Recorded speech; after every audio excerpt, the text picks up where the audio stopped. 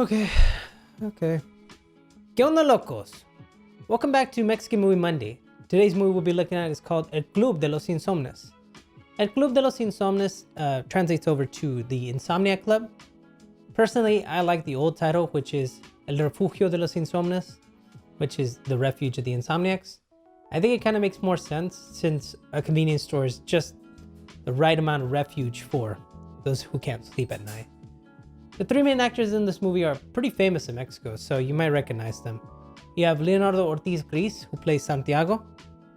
You might also recognize him from one of the other reviews I did, Güeros. He actually came out on Güeros.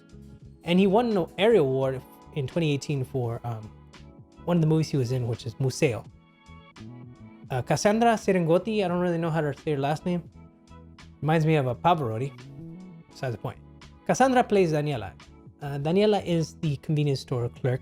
And you also have Alejandra Ambrosi, who's come on in tons of films and tons of novelas and stuff. And she plays Estela. I don't know if I recognize her from anywhere, but I do recognize Daniela from somewhere, from that show Los Spookies on HBO. Now I gotta say, the music in this movie is awesome. I had been looking for some style like this for a while now. It was like a mix of Tejano and ska. So it kind of added this flavor of like indie, new age Tejano stuff. It was reminiscent to me of Streetlight Manifesto, if you remember that band, from Victory Records. And kind of just a mix of like normal Tejano as well. Some of the reviews I've seen on this movie indicate that the movie was kind of slow and that it was deprived from all the lightness of Mexico. And I actually think this was a good thing. The slow pace and the dim lighting and sort of the convenience store fluorescent blasting of lights, it just felt right at home. To me, the movie was not about a country. It was about generations. It felt like Generation Zers with lost millennials. Maybe like unfulfilled dreams or promises. So although it is slow, I personally thought it built up the right way. And it was a quiet film amidst the loudness of Mexico.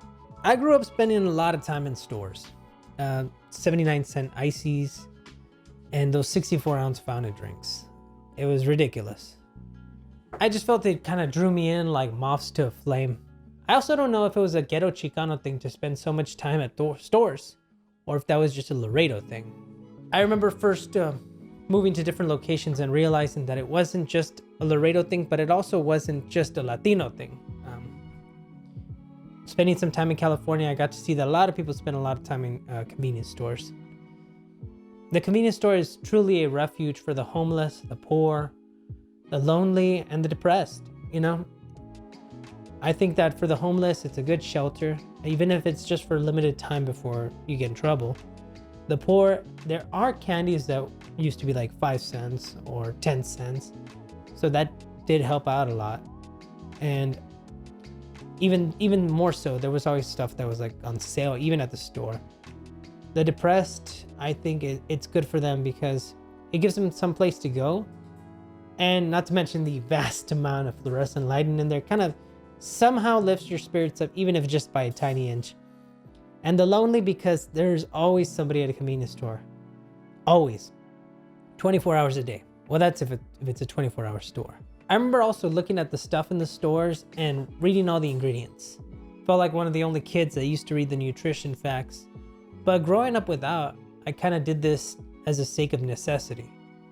I remember I would read the back of nutrition labels thinking if I could just have the amount of calories or saturated fat that I need throughout the day, I could survive. So normally I would buy iced honey buns. They sound disgusting, and they are pretty disgusting, but I considered them sustenance for a while. Those and cake donuts, since they had like over 500 calories. And I think the iced honey bun, if I'm not mistaken, had 100% of saturated fat. For some reason, I'm remembering 125%, but that wouldn't make sense. Why would they feed you over the amount of saturated fat in one snack? So my usual times in convenience stores were somewhere around like 15 to 25 minutes. And I was really interested in this whole, I guess you could call it a dogma or belief system, in how much poor people spend at the store, spend money or spend time at the store. So it kind of was bothering me. So I started reading some research articles on it. Initially, I thought that the poor were going to spend all their money at convenience stores, which would also display as to why they're poor. But in actuality, this wasn't the case. There were articles like in the 90s saying that the poor pay more for food. But actual scholarly articles being done after 2009 are showing the opposite direction. Rather that the poor pay less because they spend so much time shopping. Instead of them using their money, they're using their time. So instead they'll buy things that are on sale or buy things that are on clearance. I find myself still doing some of these tendencies. I'll go to the clearance section at the different locations. You know, I'll use that item in that first day I buy it, not really thinking much of it. But it still bothered me that it wasn't correlated to anything specific. Some paperwork indicated proximity could be an issue, so convenience stores were everywhere. So since they were everywhere, that's the main reason that people went to them and spent so much time in them, was in part because they were so close they would just walk to the store. That also didn't seem like an issue to me from all the people I've talked to, and I don't know, it just didn't seem correct. You know, the scientific research doesn't show this, but I started to think maybe this could be a possibility, was spatial. So it was in relation to whether or not you own a car. So maybe just not owning a car, you would walk to the store by necessity instead of walking to the supermarket, since you can't carry that many bags. So you would just get a snack for something to carry along the way back to your house. I thought that could be a possibility. But enough of that convenience store stuff. Let's get back to the movie, okay? Let's get down to the movie. El Club de los Insomnes is a story about three characters: Santiago, Daniela, ¿Te puedo tomar una foto para un proyecto? and Estela. Santiago is an insomniac who decides to leave his therapist in the beginning of the movie. Creí que eso es lo que estábamos haciendo aquí, ¿no? Cambiar lo que nos sirve. Sí. As we see throughout the movie, Santiago has a reoccurring nightmare of a door he needs to walk through. So every time Santiago wakes up from his nightmare, he decides to leave the house, and he goes and visits his normal 24-hour convenience store. ¿Qué onda, mi matador? Daniela is the store clerk that usually works overnight, and as we see in the beginning of the movie, Daniela and Santiago are good friends. Fácil que es cruzar una pinche puerta chinga. They play games together, specifically word games to pass the time. Daniela is an aspiring photographer, and throughout the film we see her take pictures of people and references them as monsters or mythological creatures. Reminds me of El Santo and how he used to fight the monstruos. One day Santiago and Daniela meet Estela. Estela is a pregnant veterinarian. Because of the lack of sleep and she has a lot going through her mind, she tends to drop the drinks oftentimes. As we see throughout the film the different monstruos that Daniela characterizes, we can see an array of people that actually go into the convenience store late at night. Then one day Estela comes to the store and buys Scrabble for Daniela and Santiago. Bueno, les traje esto. Creo que lo van a usar más que yo. Santiago then gets told that he needs to leave work for a while to get his mind right. So since Santiago is somewhat of a hermit and an insomniac, he has nowhere to go after he is fired. He walks around the city waiting for Daniela to clock in at work. Once Daniela finally clocks in, he goes to her and buys some beer and just starts drinking at the store. Daniela, like a lot of superstitious people, starts to think that the night is bad because of something she saw. She thinks she saw the devil, who looks a little like a Brutzi from a Prison Break. Estela shows up, and Santiago and her flirt a little bit.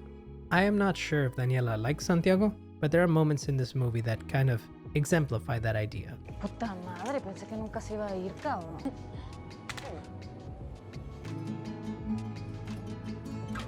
Estela then sees her partner that she had been trying to contact. Estela, being upset, decides to leave for home. As she's going, she forgets her jacket. So Santiago catches up to her and gives her the jacket. And then, my favorite part in the movie.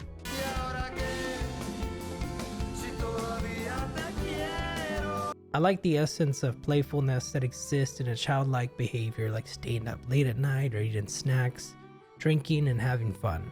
I think this sort of epitomizes it, this dance that they do. Not to mention, as soon as I heard the song, I knew I was going to have to listen to the whole album. And Agrupación Cariño ended up just quickly skyrocketing to one of the most interesting bands for me. Reminiscent of like Hot Water music, or Pennywise, or some ska, like Less Than Jake. Estela then asks if Santiago can accompany her to terminate the pregnancy. Santiago ends up going back to work, and one of the guys is trying to punk him, and Santiago doesn't take it.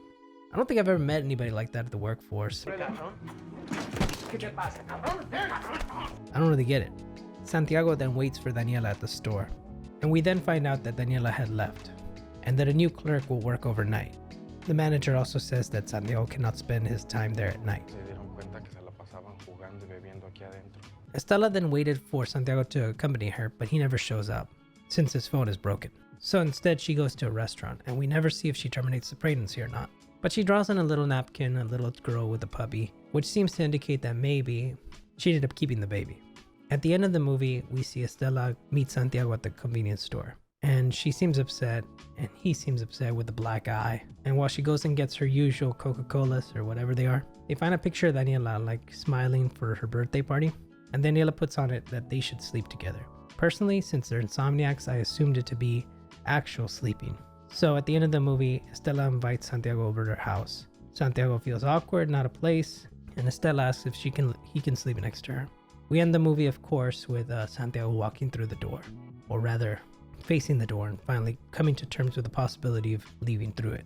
I liked what this movie represented. It represented the convenience store as a sort of safe haven for those lost. And I also like the fact that Daniela is not idle. You know, she's an artist. Vas a llegar un día y el pinche folleto es lo único que va a estar atrás del mostrador, güey. And using her artistry, she ends up finding a way to make it work. Since she's a photographer, she takes pictures and creates these ideas from these characters. My favorite was when she put duendes for the elves, the kids who look like elves. I really appreciated that little level of comfort that she could find from that simple task of trying to find secret meanings behind things. I loved it because it reminded me of like film directors like Charlie Kaufman.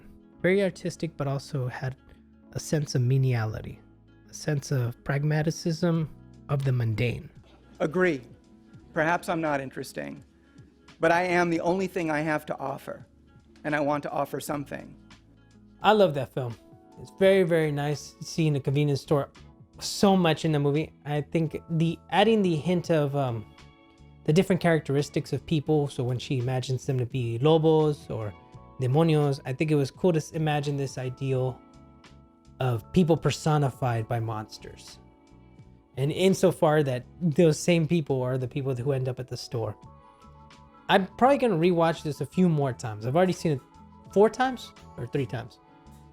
But I really enjoyed it. It's on Netflix, so if you get a chance to, definitely watch it. It's not going to be the best movie I've ever seen in my life, but it definitely was. It has a sense of nostalgia in it, but it also has this sense of completion to it in an awkward way. Like an obscure shape or something. Well, otra vez, I'm Mexican Chuy, and hasta mañana, locos.